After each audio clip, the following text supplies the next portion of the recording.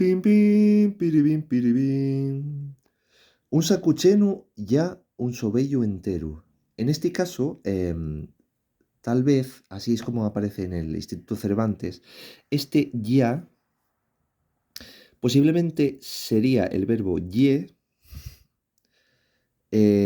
pero significando, o sea, si está mal escrito, si fuese el verbo, sería un saco lleno, es una soga entera, un sobello. En el caso de que sea la conjunción,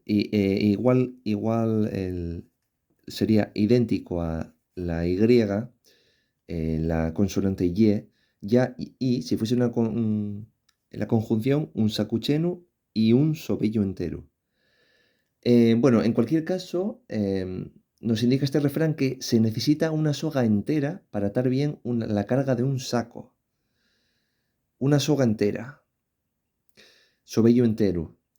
Entonces, por un lado, podríamos decir que se trata de un saco lleno y un sobello entero, o un saco lleno y un sobello entero, con la conjunción. Entonces, en este caso puede tratarse de una confusión a la hora de escribirlo o posiblemente una variante del asturiano donde, bueno, se abriría la vocal de ye a ya. Podría ser esa opción.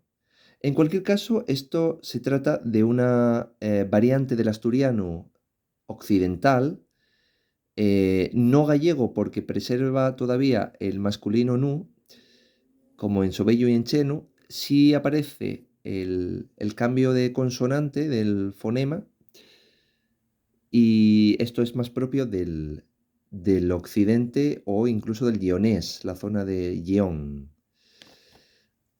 Esti ye el refrán de Güey. Así que hasta mañana.